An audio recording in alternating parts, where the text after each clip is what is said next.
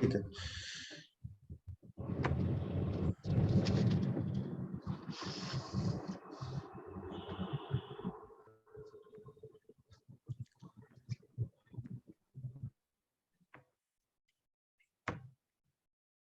ये चार्ट, ये जो चार्ट हमने देखा, ये वाला, ये समझ में क्या आया कि मैरिज में लेट क्यों होगा?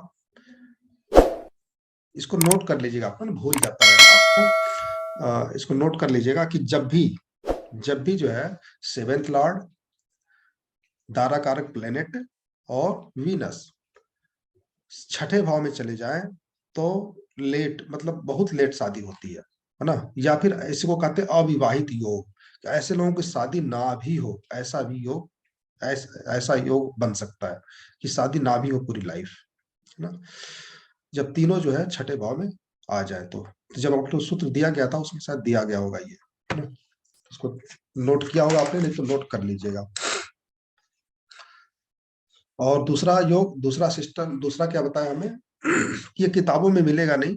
मैंने सभी किताबों में शायद ना मिले, लेकिन हमने पढ़ा था कि सेवेंथ लॉर्ड, एट्थ लॉर्ड कहीं भी इकट्ठे हों तो उसे मांगलिक योग माना जाता है। दूसरा, एक चीज किताबों में मिल जाता है वैदिक ज्योतिष के, कि शुक्र के साथ मंगल अगर इकट्ठा हो, मंगल बैठे हों, तो उसे मांगलिक योग तो मानेंगे ही मानेंगे, क्योंकि वीनस मैरिज का कारक है, उसके ऊपर मंगल का प्रभाव है। लेकिन जो वैदिक ज्योतिष में इसको समझाया गया है, वो समझाया गया है कि ऐसे लोग बिस्तर पे जब, मतलब सेक्स में काफी एग्रेसिव होते हैं, है ना, काफी एग्रेसिव होते हैं। तो इस प्रकार का, मतलब वीनस और मंगल, शुक्र और मंगल कहीं भी कुंडली में कहीं भी बैठे हों, एक साथ बैठे हों, तो वहां पे ये दिया गया है कि ऐसे लोग काफी एग्रेसिव होते हैं। और अगर उनका पार्टनर उतने एग्रेसिव से साथ ना दे तो मैरिड लाइफ डिस्टर्ब माना ही जाएगा, है ना।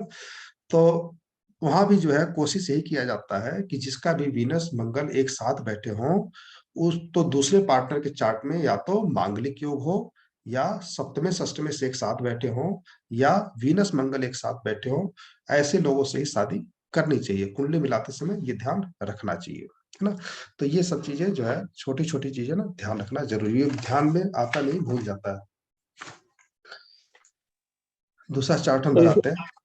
इसमें हाँ बोल। शुक्र में अगर मंगल की दृष्टि हो तब भी ऐसी प्रॉब्लम आती है, या शुक्र की राशि में मंगल बैठा हो तो भी दिक्कत आती है ऐसे? नहीं, तब नहीं आएगी, शुक्र के राशि में बैठने से नहीं आएगी। मंगल की दृष्टि अगर सप्तम भाव पे हो तब आती है ना। लेकिन वो जो बता रहा हूं मैं कि एग्रेसिव, इसको इसको जो हम एग्रेसिव योग कहते हैं, केपी पद्धति में हाँ। वीनस मंगल को हम 7 8 12 कहा जाता है, एग्रेसिव योग कहा जाता है, और 7 8 12 को मैरिड लाइफ डिस्टर्ब भी माना जाता है। अगर दूसरे के चार्ट में 7 8 12 नहीं है तो फिर मैरिड लाइफ डिस्टर्ब रहेगी। अगर वो, अब यहाँ पे क्या है कि एक मेष लग्न है, दूसरा जो है मेष लग्न में मंगल, मंगल वैसे भी एग्रेसिव होता है काफी, और बिना सोचे समझे बोलता है ना, बिना सब सोचे समझे बोलने वाला व्यक्ति होता है मेष लग्न वाला। और उसके हाँ जी। साथ में अगर मंगल है तो ये और ज्यादा खतरनाक होता है। सप्तमेश अष्टमेश एक साथ है ना, दोनों हाँ। छठे भाव में है ना। तो एक जो योग वैदिक ज्योतिष का है कि वीनस मंगल अगर एक साथ बैठे हैं तो एग्रेसिव योग बनता है। केपी पद्धति में भी यही बताया गया कि सब वीनस मंगल कहीं भी हो, किसी भी राशि में हो, वो एग्रेसिव योग बनाते हैं। और एक चीज और यहाँ पे है जो वैदिक ज्योतिष कहता है कि नीच का वीनस, है ना, वीनस यहाँ पर नीच का हो गया है। लेकिन इसको हम नीच भंग योग मानेंगे। क्यों मानेंगे? क्योंकि क्योंकि वीनस के घर में मरकरी बैठा है, और मरकरी के घर में वीनस बैठा है, तो वो योग यहाँ पर लागू नहीं होगा। शादी होगी इनकी, लेकिन लेट होगी, है ना, काफी लेट होगी। क्योंकि जो कारक हैं, मैरिज के 3 प्रकार के कारक माने जाते हैं: सप्तमेश, वीनस और दाराकारक, ये तीनों जो है छठे भाव में बैठे हैं ना। सर ये जो शुक्र और मंगल के साथ देखा गया है, कई चार्टों में देखा गया है कि लव मैरिज के चांस भी बहुत ज्यादा होते हैं, है ना। क्योंकि अगर मैं कहूँ राहु के साथ जो 5 8 12 बड़ा स्ट्रांग है, और जो मून आ रहा है ना वो भी 5 8 12 दे रहा है बहुत स्ट्रांग। तो हम्म। अगर ये लव मैरिज की तरफ जाए और मनपसंद की या लड़की से कोई शादी करे तो ठीक है, नहीं तो सर शादी का थोड़े चांस बहुत कम है इसके। हाँ, शादी के चांस कम है। लव मैरिज बहुत कम करना है। होता तो हो जाता है, लव मैरिज के चांस कम है। कारण क्या है कि सप्तमेश, सप्तमेश जो है छठे में बैठा हुआ है ना, जो अनमैरिड की ओर दिखाता है। और लग्नेश भी छठे में बैठा है। पंचमेश जो है सप्तम में बैठा हुआ है। सूर्य जो है वो सप्तम में बैठ के लग्न को देख रहा है। तो लव मैरिज ही एक रास्ता है, लेकिन इनका जो चेहरा है ना काफी सुंदर नहीं है। बाकी हम उसको ये नहीं कह सकते कि भाई लव नहीं हो सकता किसी से, किसी लड़की का इनसे नहीं हो सकता है आगे चल करके जब जॉब करते समय या कहीं और किसी प्रकार की जरूरत हो एक दूसरे की और शादी हो जाए, है ना। इनके वहां शादी की दिक्कत क्या आ रही है कि कोई रिश्ते के लिए आ ही नहीं रहा। सबसे बड़ी समस्या यह है कि आए तो बात बने।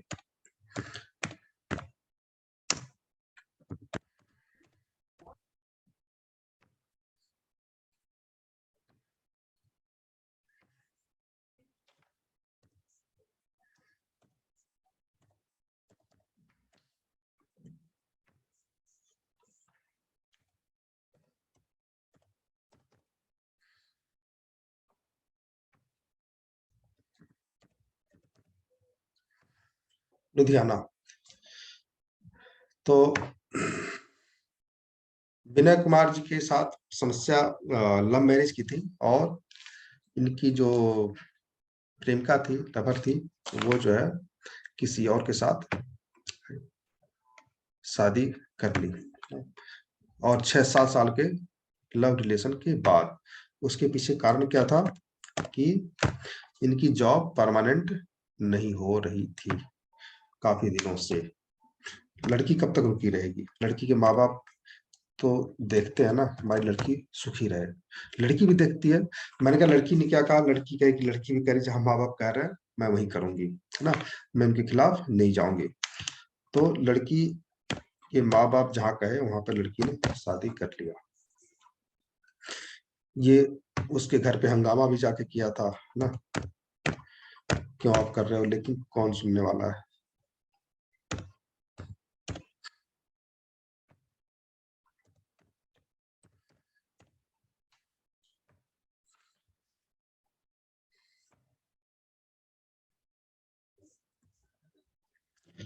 लड़की से तो मेरी बात नहीं हुई थी, विनय कुमार जी से हुई थी बात। अब इनका चार्ट देखते हैं। और ये लगभग 2018-19 के बाद आसपास की बात, मुझे डेट याद लिखा नहीं मैंने ना, यहाँ पे लिखा नहीं है कि शादी लव रिलेशन कब टूटा इनका, लेकिन लॉकडाउन के पहले टूट चुका था। और अरे लड़की की लड़की, शादी कम से कम 2017 18 में हुई होगी, 18 के आसपास। हाँ 18 नवंबर 18 के आसपास, हमने यहाँ लिखा जी। नवंबर 18 लिखा है, लेकिन उस डेट मैरिज का डेट है क्या है, तो 18 के आसपास ही शादी जो है हुई होगी। ये विनय कुमार जी हैं, इनके एक बार चार्ट को देखते हैं। राहु की दशा चल रही थी और अभी भी चल रही है, ठीक है। इनका डेट नोट कर लीजिए एक बार ना, 27 अगस्त 1985, लुधियाना, 14:15।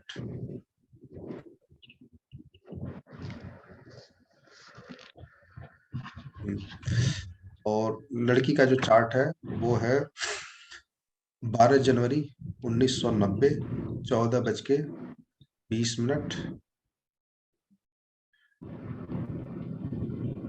और 14:20 लुधियाना।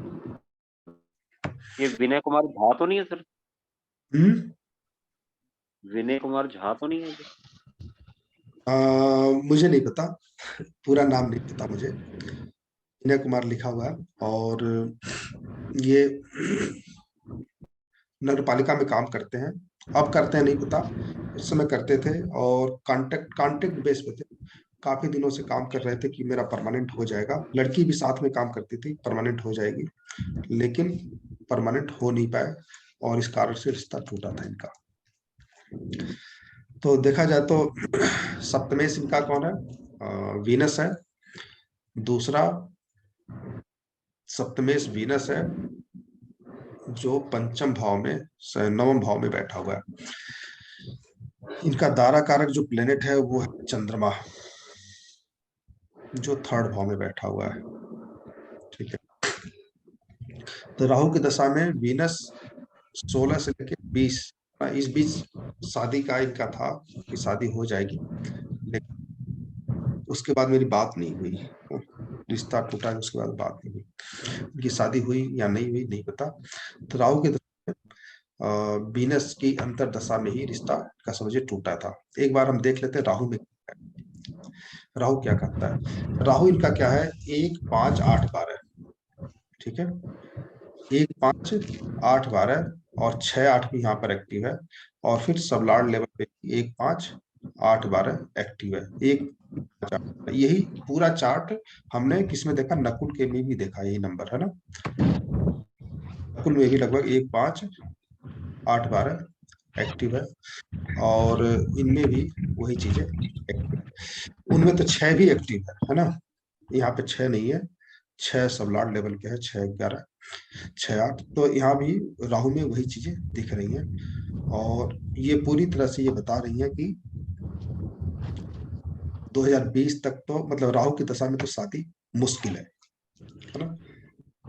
तो मुझे लगता है कभी भी इनकी शादी नहीं हुई होगी, क्योंकि कोई भी शादी तभी करेगा जब व्यक्ति पैसा कमा रहा हो। कॉन्ट्रैक्ट बेस पे बहुत ज्यादा पैसा तो मिलता नहीं है। तो राहु की दशा में इनकी भी शादी मुश्किल ही दिख रही है। तो प्रेम संबंध टूटने का भी पूरा राहु में दिख रहा है। प्रेम 5 8 12 5 8 12। सर 5 प्रेम संबंध टूटने का कारण 5 यदि 6 8 12 या 8 12 से जुड़े तो 5 के साथ 8 12 जुड़ जाए तो प्रेम होता है और टूट जाता है। 6 8 हो तो शादी के बाद भी रिश्ता टूट जाता है। ओके। हाँ, 6 8 हो तो शादी के बाद रिश्ता टूट जाएगा। 8 12 हो तो प्रेम संबंध टूट जाता है। और देखा ऐसा गया कि शादी हो गई है और दशा चालू हो गई राहु की, है ना, जिस प्रकार से ये है 1 5 8 12 और शादी हो गई, तो उसमें क्या होता है कि आपस में बनना बंद हो जाता है ना, एक दूसरे से विचार नहीं मिलते, और जब विचार नहीं मिलते तो फिर डाइवोर्स केस चालू हो जाता है, मतलब एक दूसरे से अलग रहने लगते हैं, लड़ाई झगड़े होते हैं, और फिर समस्या, पैसे की समस्या आनी शुरू हो जाती है। तो घर में पैसे की समस्या शुरू हो गई, आपस में विचार नहीं मिल रहा है, तो भी डाइवोर्स होने के चांसेस बढ़ जाते हैं। तो ये डाइवोर्स योग भी एक तरह से राहु बनाता है ना। तो चाहे शादी के पहले टूट जाए रिश्ता या शादी के बाद टूटे, कुल मिला के ये 1 5 8 12 तोड़ता ही है रिश्ता। और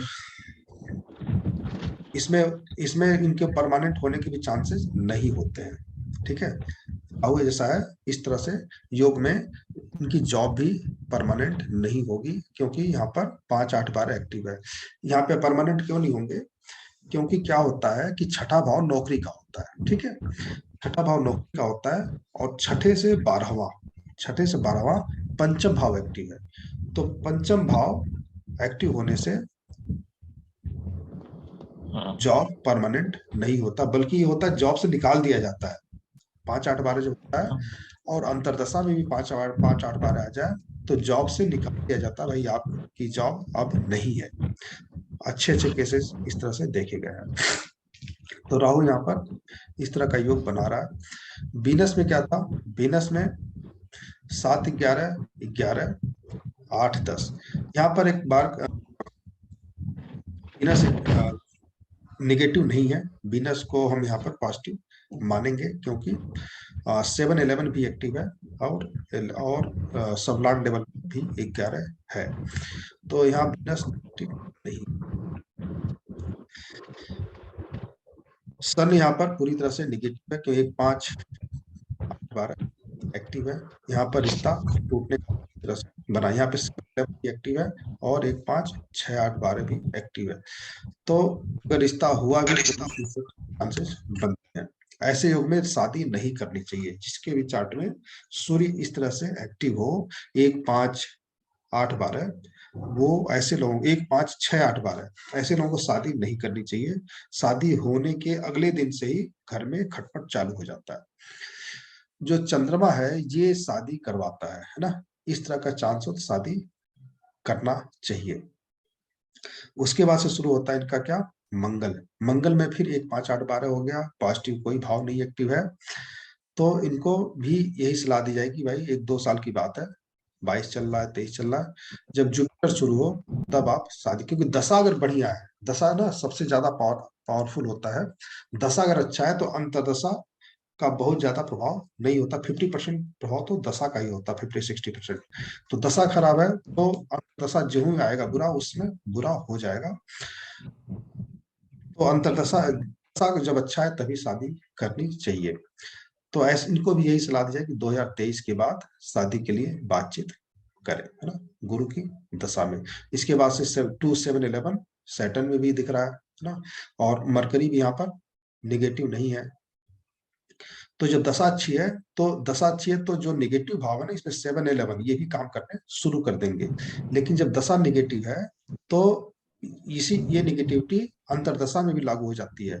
दशा अगर पॉजिटिव है तो इसकी जो पॉजिटिविटी है वो अंतरदशा में भी लागू हो जाएगी। अगर यहाँ 2 11 एक्टिव है तो अंतरदशा में अगर 7 11 एक्टिव मिल जाता है तो फिर वो शादी हो जाएगी। थोड़ी समस्याएं रहेंगी लेकिन शादी हो जाएगी, खटपट चलता रहेगा, शादी हो जाएगी।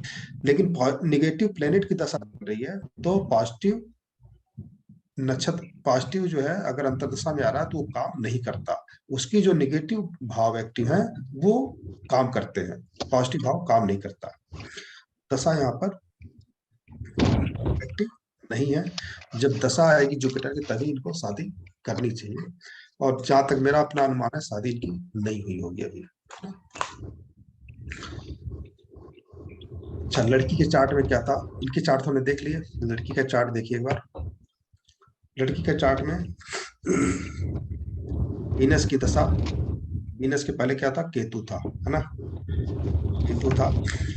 और केतु कैसा था, 1 3 4 6 9 2 3 8 3 4, केतु तो ठीक है। यहाँ पे केतु के लास्ट में 18 में जो है मरकरी, मरकरी में 1 6 10 आ रहा है। यहाँ पे मैरिज का योग तो नहीं दिखा रहा।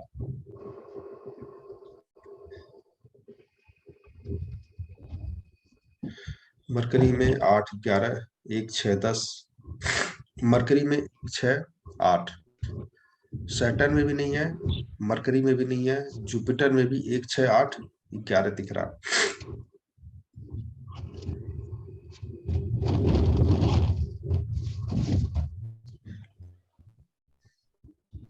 दारा कारक क्या है इनका एक बार चेक करते हैं। दारा कारक प्लेनेट इनका है वीनस।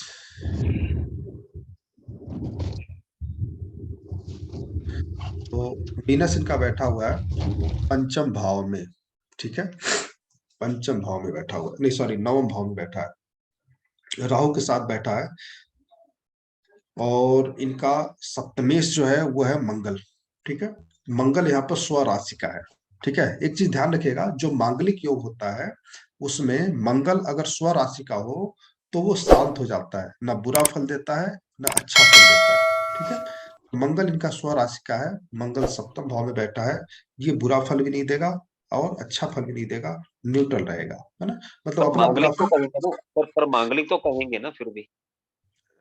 इसको मांगलिक योग नहीं कहा जाता है, ये मांगलिक योग भंग मान लिया जाता है इसे।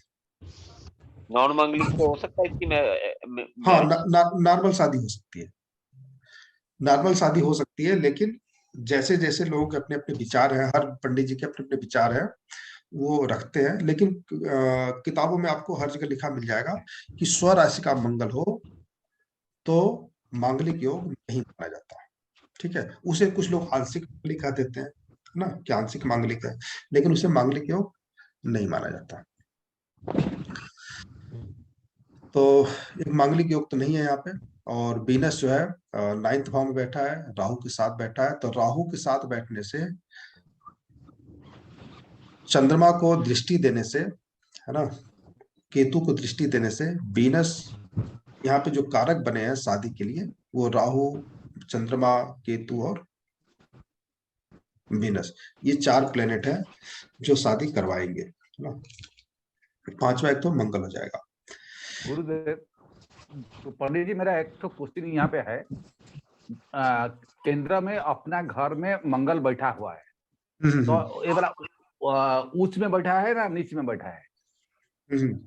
स्वराशि का है, 100 राशि का है, तो वो तो जरूर अच्छा फल देगा। हाँ, ये मैरिज में विरोध नहीं करेगा, शादी के लिए मना नहीं करेगा। शादी अगर टाइम मिला तो अपनी दशा में शादी करवा देगा ये। अच्छा, इसका कुछ दान फान करना पड़ेगा कि नहीं? नहीं नहीं, यहाँ मंगल जो है स्वराशि का होकर के मैरिड लाइफ को खराब नहीं करेगा, मैरिज करवाने में सपोर्ट करेगा।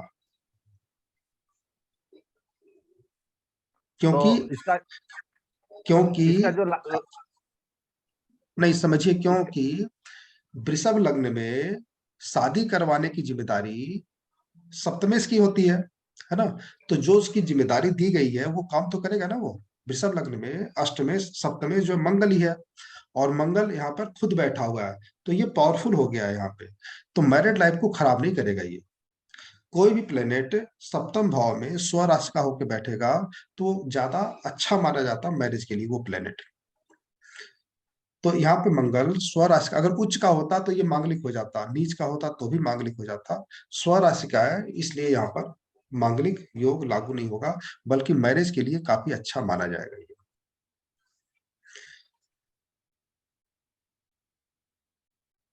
यहाँ किसी दान की जरूरत नहीं है, यहाँ मंगल के लिए किसी दान की जरूरत नहीं है। अब जब मुझसे बात हुई तो ये हुई शादी हो रही है, लड़की तैयार है दूसरे शादी करने के लिए। शादी हुई कि नहीं हुई उसके बाद कोई फोन मेरे पास नहीं आया, और मैंने भी फोन नहीं किया। तो मेरा अनुमान शादी हो गई होगी, है ना। तो वो मुझे भी टाइम याद नहीं है, नवंबर 18 के आसपास एक बार चेक कर लेते, क्योंकि नवंबर 18 चार्ट में लिखा हुआ है। तो केतु और मरकरी,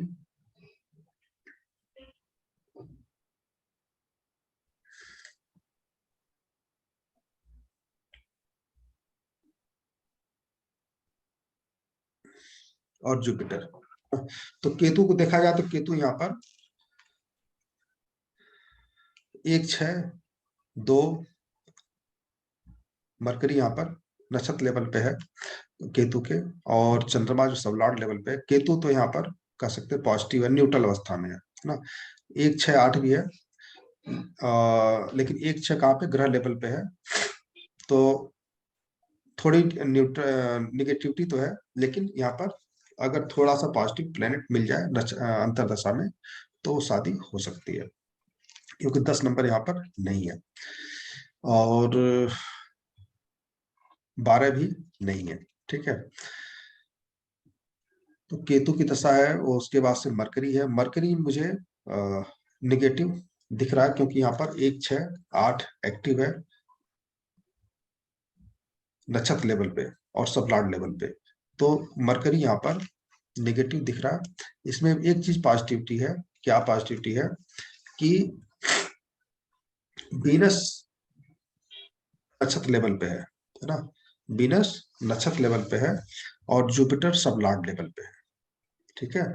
जुपिटर सबलॉर्ड लेवल पे है, वीनस नक्षत्र लेवल पे। वीनस जब नक्षत्र लेवल पे होता है तो उसमें दो सात भी होते ही हैं, है ना। 2 सात एक्टिव होते ही होते हैं। और वीनस में 6 नंबर क्यों आया, एक बार चेक कर लेते हैं। अच्छा, छठे का स्वामी है, ठीक है, छठे का स्वामी है और 9वें भाव में बैठा है। तो 1, 6, 9 नंबर यहाँ पे दिखा रहा है। तो वीनस में 7 नंबर भी होते हैं और छठे में बैठा नहीं है, क्योंकि छठे का स्वामी है ये। तो वीनस में 2 7 एक्टिवेट होते हैं, तो वीनस यहाँ पर पॉजिटिव हो जाएगा। सैटर्न में भी वीनस नक्षत्र लेवल पे है और मरकरी में भी है। तो ये मरकरी जो है मैरिज के लिए अनुकूल दिख रहा है ना। तो जहां भी मैरिज, हमने एक सूत्र और भी लिखाया था आप लोगों को कि 3, 6, 8 लिखवाया था ना 368, जो होता है कि अगर किसी के नक्षत्र लेवल पे या सबलॉर्ड लेवल पे 3 के साथ 68 आ जाए, 168 आ जाए, तो आ, वो मैरिज में दिक्कत देता है। लेकिन अगर वीनस में 368 हो, मतलब 368 अगर आ जाता है किसी भी प्लेनेट में नक्षत्र लेवल पे या सबलॉर्ड लेवल पे, तो ना ही नौकरी लगती है, ना ही शादी होती है, और ना ही हेल्थ ठीक रहता है, मतलब सारे काम बिगड़ते जाते हैं। लेकिन मैरिज के लिए अगर के लिए अगर वीनस में 168 है, 368 है, तो फिर वो नियम लागू नहीं होता, एक अपवाद हो जाता है ना। तो यहाँ पर 10 नंबर नहीं है, 12 भी नहीं है, तो यहाँ और मरकरी यहाँ पर वीनस में 16 दिखा रहा है। 8 का सपोर्ट भी है, लेकिन 2 नंबर भी यहाँ पर एक्टिव है। जुपिटर दूसरे भाव में बैठा है, तो दूसरे भाव में बैठ करके मैरिज का परिवार बढ़ने का कारक जुपिटर बना हुआ है। यहाँ पे ये मरकरी शादी करवा सकता है। सैटर्न भी ठीक है और मरकरी भी ठीक है ना। कह सकते हैं न्यूट्रल बन गया एक तरह से, है ना, कि बातचीत होगी तो हम मना नहीं करेंगे, हो जाएगा। और फिर यहाँ पे आ गया जुपिटर। जुपिटर में 211 है, 168 भी है, तो ये निगेटिव दिख रहा है। सैटर्न यहाँ पे पॉजिटिव है, तो मे भी चांसेस है कि जुपिटर के बाद सैटर्न की प्रत्येक दशा में शादी हुई होगी। सैटर्न यहाँ पर पॉजिटिव है, क्योंकि यहाँ पर 11 नंबर भी एक्टिव है और वीनस सब लॉर्ड नक्षत्र लेवल पे एक्टिव है। तो सैटर्न यहाँ पे नक्षत्र लेवल पे होने से पॉजिटिव बना है। मरकरी भी नक्षत्र लेवल पे वीनस होने से पॉजिटिव बना है, और ये जनवरी 19 के आसपास शादी हुई होगी ना, जनवरी फरवरी 2019 में। ठीक है, और बताइए आप लोगों के हिसाब से क्या बनता है इसमें। मेरे हिसाब से जो बनता है ये इसको नोट कर लीजिएगा कि जब भी लिखवाया भी आप लोगों को है नोट्स में कि 368 एक ऐसा नंबर है जो मैंने कई चार्ट में देखे हैं कि जब भी आते हैं तो नौकरी नहीं मिलती है, जब भी आता है तो शादी नहीं होती है, नक्षत्र लेवल पे आ जाए या सब लॉर्ड लेवल पे आ जाए, अन्य कोई नंबर नहीं होनी चाहिए। 168 है, 368 है, तो इसमें अगर वीनस है तो शादी हो जाएगी, अन्य कोई प्लेनेट है तो शादी नहीं होगी। ठीक है, दूसरा दारा कारक में भी 168 है तो भी शादी हो जाएगी, 368 है तो शादी हो जाएगी। यहाँ पर क्या है, वीनस दारा कारक भी है, वीनस दारा कारक भी बना है, और मैरिज का कारक भी वीनस ही है। तो यहाँ पर ये दो तरीके से पॉजिटिव बन गया है ना। वीनस यहाँ पर दो तरीके से पॉजिटिव बन गया। एक निगेटिविटी क्या है इसमें, ये खस्टेस भी है ना। तो एक निगेटिविटी है वीनस में और दो पॉजिटिविटी है, तो इस कारण से नक्षत्र लेवल पे वीनस आने से मैरिज हो जाएगी, ये मना नहीं करेगा। तो ये केतु मरकरी सैटर्न में शादी हुई होगी, जुपिटर में नहीं हुई होगी, है ना।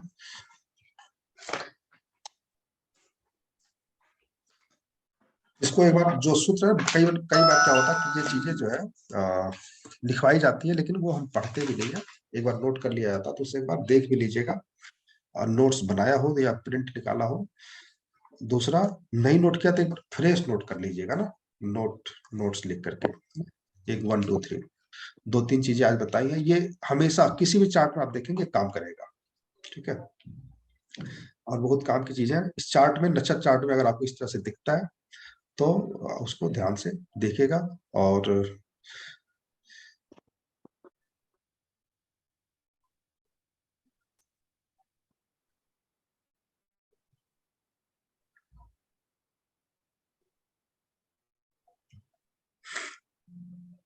लड़की के चार्ट में कहीं प्रेम संबंध टूटने का नहीं दिख रहा। ठीक है, 5 8 12 नहीं है लड़की के चार्ट में, 5 8 12 नहीं है, ना केतु में है, ना ही मरकरी में है, ना ही सैटर्न में है,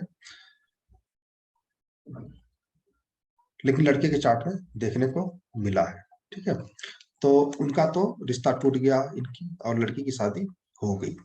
ठीक है, और जहाँ तक मुझे याद है 7 8 साल का संबंध था इन लोगों का, काफी मतलब पूरे डिपार्टमेंट को पता था कि इन लोगों की शादी होगी, लेकिन लास्ट टाइम पे शादी नहीं हुई। तो आज के लिए इतना ही रहने देते हैं। ठीक है, पंडित जी मेरा एक क्वेश्चन है, पंडित जी एक तो क्वेश्चन है, हाँ, 108 और 110 आने से भी शादी हो जाएगा? 100 1 6 10 आएगा भी, वो भी शादी हो जाएगा। 168 से 10 1610 से भी शादी हो जाता है। अच्छा, और एक तो निवेदन है, जो एक बड़ा वृषभ लग्न का कुंडली है। नहीं, 1610 से शादी हो जाता है, लेकिन देखना यह है कि कौन से प्लेनेट में 1610 है। अगर वो वीनस में है, दारा कारक में है, तो शादी हो जाएगा। अन्य प्लेनेट में होगा तो नहीं होगा।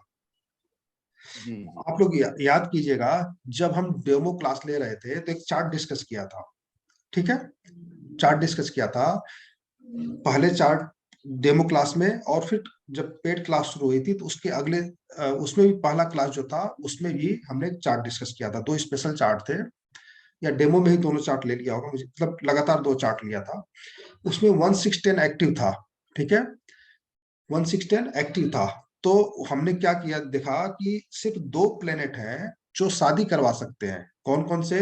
जो दारा कारक है और एक सप्तमेश है, ठीक है।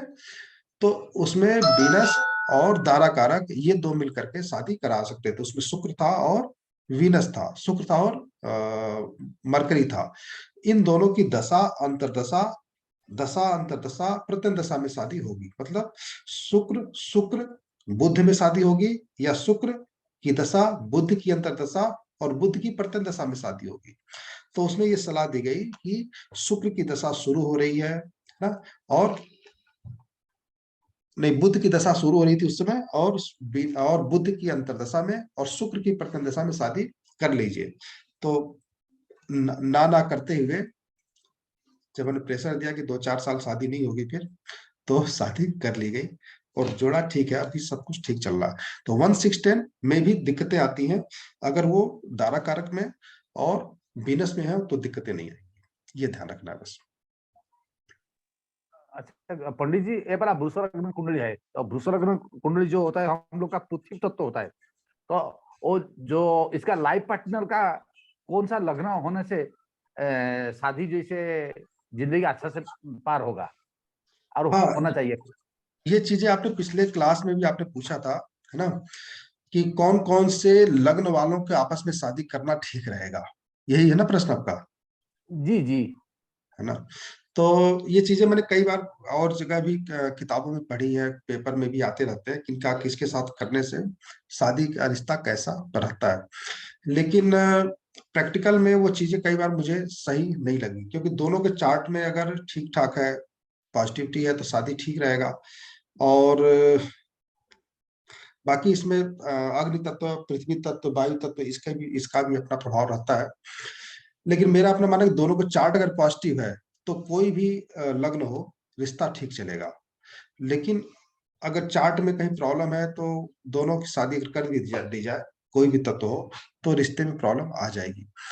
और थोड़ी सी करवाचक, कितना भी बढ़िया चार्ट चल रहा हो, है ना, कितना भी बढ़िया चल रहा हो, तो जो तत्वों के आपस में दुश्मनी, मतलब विचारों में दुश्मनी है, वो चीजें अगर हैं तो फिर दिक्कतें आएंगी। तो उसके आधार पे वही है कि जो हम चंद्रमा से मिलाते हैं ना, उसमें अगर ज्यादा गुण बनते हैं, है ना, तो वो उसको ही आधार मान करके चला जाए, है ना, क्योंकि मन विचार जो आपस में है वो अच्छे से मिलने चाहिए। और रही बात लग्न की, तो वहां पर अग्नि तत्व और वायु तत्व आपस में दोस्ती होती है, इनके आपस में शादी हो गई तो ठीक चलेगा। पृथ्वी तत्व एकदम शांत रहता है, अग्नि से उसका कोई मतलब नहीं है ना, तो वो शादी करेंगे तो मतलब एक तरह से नीरस सा लाइफ रहेगा, है ना, नीरस सा रहेगा। लेकिन चलता रहेगा, कोई बहुत बड़ी समस्या नहीं है। लेकिन जो जल तत्व है, कर्क राशि है, वृश्चिक राशि है ना, मीन राशि, तो ये इनके साथ अग्नि तत्व की क्या है, दुश्मनी है। इनके धनु राशि वाले और सिंह राशि वाले ना, जो अग्नि मेष राशि वाले, मेष राशि में तो अग्नि तत्व नहीं आएगा, तो अग्नि तत्व वाले जो है और जल तत्व है, ये आकर आपस में शादी करते हैं, तब शत्रुता रहेगी, विचारों में शत्रुता रहेगी।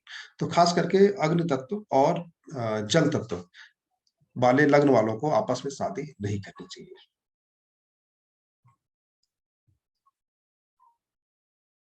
ठीक है, तो पहला तो अग्नि तत्व ही आएगा, तो मेष लग्न जो है अग्नि तत्व हो गया, सिंह लग्न जो है अग्नि तत्व हो गया। तीसरा होता है धनु लग्न। तो मेष लग्न, सिंह लग्न और धनु लग्न, ठीक है। उसके बाद से उसके बाद चल में कौन सा 2, 6, 10 पहला आ गया 1, 5, 9 मेष राशि, सिंह राशि या धनु राशि। इसके बाद आ गया 2, 6, 10 वृषभ और कन्या मकर पृथ्वी तत्व हो गया। नहीं, वो पृथ्वी तत्व उनका तो चल जाएगा। जो जल तत्व में क्या होता है, कर्क राशि, वृश्चिक वृषा राशि, राशि और मीन राशि। मीन राशि, तो इनकी आपस में शादी नहीं करनी चाहिए, इनमें विचार नहीं मिलेंगे, है ना। आपस में एक होता है ना खिंचाव सा होता है। लग्न जो हमारा शरीर है, हमारा व्यक्तित्व को बताता है, तो एक दूसरे को देख करके आकर्षण नहीं होगा, है ना। दूसरों के विचार काफी अलग होंगे, और वो काफी कितनी भी कुंडली आपस में मेल का खाए, कहीं न कहीं आपस में विचार। देखिए शादी क्या होता ना, पहले क्या होता था या अभी होता भी है, मैं नहीं कह रहा, अभी भी होता है कि माँ बाप शादी तय कर देते हैं। लड़का पढ़ा लिखा है, नौकरी करने वाला है, आईएएस है, लड़की भी आईएएस है ना।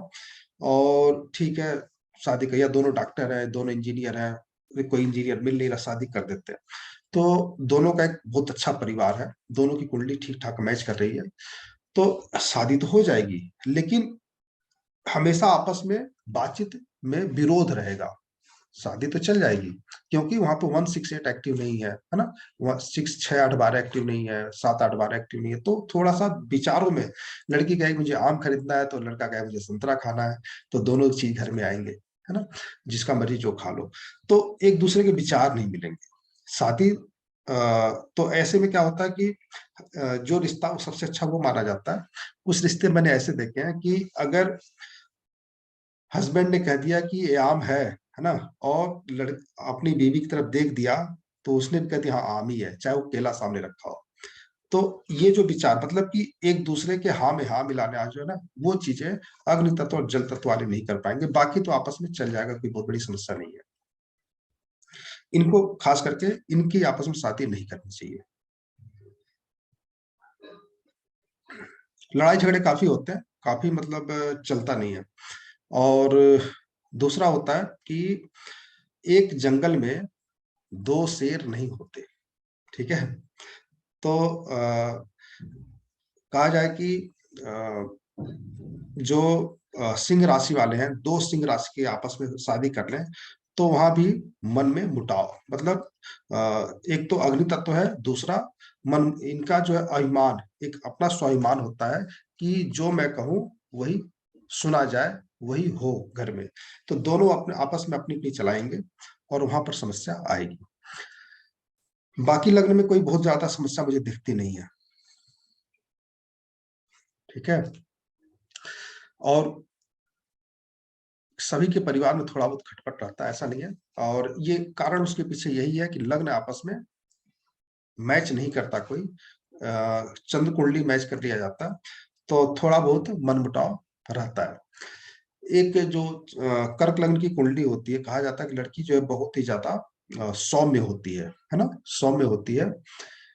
तो ऐसी लड़की को हमें घर में आंख मूंद करके ले आना चाहिए, है ना, कर्क लग्न जी की। जी लेकिन जी। लेकिन अगर पृथ्वी तत्व का लड़का हो तो चल जाएगा, कोई बहुत बड़ी समस्या नहीं आएगी। वो तो जो है जल और पृथ्वी आपस में क्या करते हैं, मिल जाते हैं, है ना। पृथ्वी और जल, पृथ्वी तत्व और जल तत्व आपस में मिल जाते हैं, और पत्नी जो चाहेगी, पृथ्वी तत्व वाला उसको रास्ता देता जाता है ना, मना नहीं करता, जहां से मर्जी तुम अपना रास्ता बना लो। तो जैसी लड़की चलाएगी, वैसा लड़का उसके साथ चलता रहेगा। और जब एक दूसरे के पीछे चलेंगे, मतलब, तो फिर परिवार चल जाएगा, है ना। किसी एक को तो झुकना ही पड़ेगा अंत में। अगर कर्क लग्न की लड़की है, पृथ्वी तत्व का प्रधान लड़का है, तो लड़के को ही झुकना पड़ेगा, ये ध्यान दीजिएगा। तो जब इसको मिलाएंगे आप ना कुंडली में, जल तत्व प्रधान कोई लड़की है, पृथ्वी तत्व प्रधान लड़का है, तो लड़की की आपस में आपको दिखे भले ही कि पति की चल रही है, लेकिन घर के अंदर अपना जो चीज है वो हमेशा लड़की की ही मानी जाएगी। वो जैसा चाहेगी वैसा घर चलता है, वो अपना चलाने का प्रयास भी करती है ना। तो बाकी तो जो कुछ चीजें हमें ना अपने आप ही रिसर्च करनी चाहिए, ये सब चीजें जो है ना। और इसका बेस यही है कि हमें तत्वों को जो है ध्यान रखना है, और कौन सा लग्न कौन सा तत्व प्रधान है, उसका क्रम आप लोगों को पता ही है ना। अग्नि तत्व से स्टार्ट करते हैं, अग्नि तत्व, पृथ्वी तत्व, वायु तत्व, जल तत्व, ठीक है। उसके बाद से फिर अग्नि तत्व से स्टार्ट होगा, फिर पृथ्वी तत्व, फिर वायु तत्व, फिर जल तत्व। तो 12 राशि, 12 तत्व, 4 तत्व हैं और 12 राशियां हैं ना। तो एक तत्व को 3 राशियां मिली। तो कौन सा लग्न है, उस लग्न के हिसाब से आप देख सकते हैं, ठीक है। और कुछ? सर इसमें एक प्रश्न है कि जैसे कोई लड़का या लड़की हमारे पास आए और पूछे कि 5 कुंडलियां लेके आए कि इसमें से किसके साथ इसकी शादी होगी, तो वो कैसे चेक कर सकते हैं? वो तो सिंपल है ना, समझिए, वो तो सिस्टम आपको समझा चुका हूं कि लड़के का चार्ट देखिए, ठीक है। उस जिसका भी जो चार्ट लेकर के आया है, वो उसका जो शादी का टाइम कब दिख रहा है, ठीक है। पहला कि उसकी दशा, अंतरदशा, प्रत्यंदशा आज के बाद कब मैच कर रही है शादी के टाइम का। दूसरा कि ट्रांजिट कब लागू हो रहा है, ट्रांजिट कब लागू हो रहा है शादी का। तीसरा ये चीज हो गया। फिर आप बाकी जो चार्ट है उनमें मैच करना शुरू कर दीजिए, क्या उसी टाइम पे, उसी 5-6 महीने के अंदर में क्या किस लड़के का चार्ट पॉजिटिव है ना। जिस समय लड़की के चार्ट में पॉजिटिविटी आ रही है, तो जिसके साथ पॉजिटिविटी आएगी, जो नहीं आ रहा उसको पहले छांटते जाइए एक करके, जो बच गया उसमें ट्रांजिट में मिला लीजिए। तो ट्रांजिट अगर मैच कर जाएगा तो शादी हो जाएगी। ऐसे तो बहुत सारे चार्ट हमने देखे, वो हम काम कर सकते हैं बहुत आसान तरीके से। दूसरा होता है कि जो सप्तमेश होता है, ठीक है। सप्तमेश होता है वो किस राशि में बैठा है, ठीक है। कि राशि में बैठा है, किस नक्षत्र में बैठा है, मतलब जिस राशि में बैठा है वो कौन सा नक्षत्र है वहां पे। तो सप्तमेश जिस नक्षत्र में होता है वो किस नाम से स्टार्ट हो रहा है ना, उसकी नाम राशि क्या है। जैसे चूचे, चोला, लीलू होता है ना, वो किस नाम से स्टार्ट हो रहा है। तो उस नाम से अगर किसी लड़के का नाम है तो उस पर ध्यान दीजिए, ठीक है। वो नाम कौन सा ध्यान देना है, राशि का नाम ध्यान नहीं देना है, जो पुकार के नाम है उससे ध्यान देना है, राशि नाम से नहीं ध्यान देना है यहाँ पे। और दूसरा, अगर सप्तम भाव में कोई प्लेनेट बैठा हुआ है, ठीक है, तो वो उसका नक्षत्र को देख लीजिए, है ना। नक्षत्र पे कौन सी राशि है, कौन सा प्लेनेट आ रहा है, वो उसमें कौन कौन से अक्षर आएंगे उस नक्षत्र में। तो उस नक्षत्र नाम से भी कोई अगर लड़का है तो उससे शादी हो सकती है। तो 2 तरीके हैं, इससे मैच करेंगे तो शादी हो, मतलब चांसेस है 90% इसमें मैच कर जाते हैं। एक सर अधिकतर जो कुंडलियां सर आती है, क्योंकि अधिकतर जो आता है ना लड़के लड़के ही आती है, मतलब मैं मेरे पास जो मैं बताऊं, तो उसमें वो कहते हैं कि वो लड़की मेरे पास आएगी कि नहीं आएगी वापस, ठीक है। तो वो सर कैसे चेक कर पाएंगे कि लड़की पूछती है कि वो लड़का मेरे पास वापस आएगा कि नहीं आएगा, तो वो कैसे चेक करें सर? हाँ, ये जो जब हम ऐप ऐप वगैरह पे काम करते हैं ना, तो अभी तो सामान्य प्रश्न इस तरह से नहीं आते। जैसे कि हमारे पास कोई कुंडली दिखाने आता है तो इक्का दुक्का इस तरह से प्रश्न आते हैं, भाई छोड़ के चली गई है, वापस आएगी कि नहीं, बीवी भी चली गई है 2 साल हो गए, आती नहीं है, आएगी कि नहीं आएगी, कब आएगी। लेकिन लड़के खास करके जो लव मैरिज होते, लव रिलेशनशिप होते हैं ना, उसमें ज्यादा प्रश्न आते हैं इस तरह के कि हमारा झगड़ा हो गया कल, है ना, या पिछले महीने 2 महीने हो गए, वो वापस आएगा कि नहीं आएगा, इस तरह के प्रश्न होते हैं। तो इस पे आपको दशा अंतरदशा आपको मैच करनी पड़ेगी, किसकी, लड़की की। कि आज जब झगड़ा हुआ, जब दोनों अलग हुए, 5-8-12 खत्म हुआ, तो जब 5-8-12 खत्म हो जाएगा, है ना, तभी वो वापस आएगी। जैसे हमने लास्ट में चार्ट देखा था नकुल जी का या फिर विनय कुमार जी का, तो जब वो 1-5-8 खत्म हो जाएगा, अच्छे प्लेनेट की दशा स्टार्ट हो जाएगी या अंतरदशा स्टार्ट हो जाएगी, तब उनकी लाइफ में 11वें की दशा में आएगा, 11वें की दशा में आएगा, इच्छा पूर्ति है ना, 11वें की दशा शुरू होगी वो आ जाएगी। हाँ, वो हो सकता है, लेकिन कुल मिला के दशा अंतरदशा को ही हमें ध्यान देना है वहां पे। वहां पे अगर 11 भी है तो ठीक है, 111 है, 1511 है, तो फिर वापस आ जाए।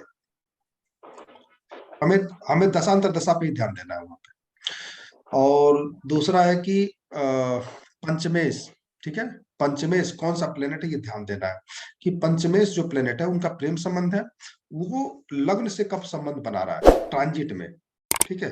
दशांतर दशा तो आपने देख लिया। पंचमेश जो प्लेनेट है, अगर सूर्य शनि है तो शनि तो बहुत स्लो स्लो चलेगा, है ना। अगर वो छठे भाव में बैठा है तो 2.5 साल ले लेगा, है ना।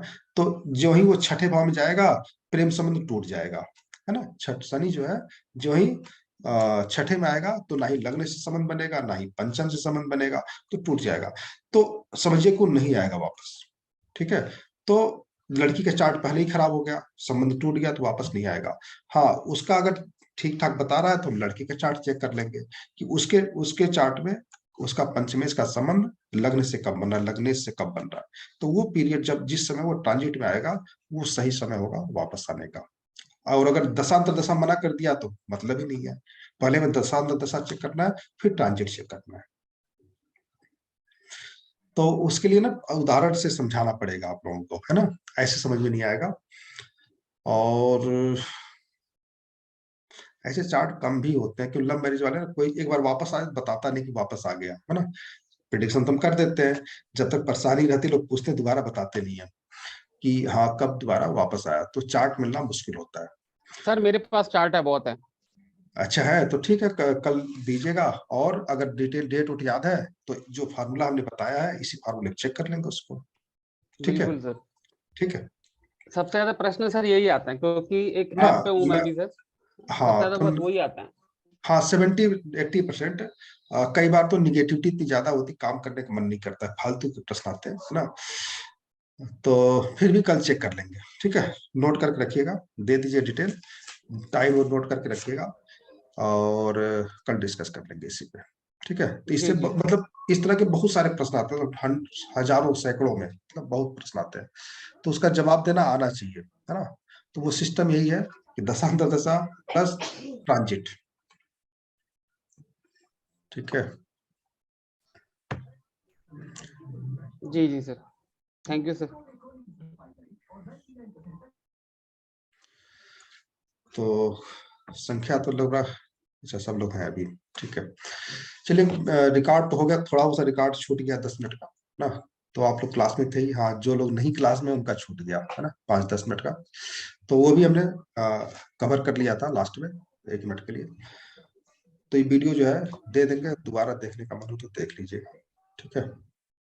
जी ठीक है, कल मिलते हैं फिर, हाँ, शाम को 8:30 बजे। जी। प्रणाम सर, सभी को प्रणाम। शुभ रात्रि गुरु जी। सुबह।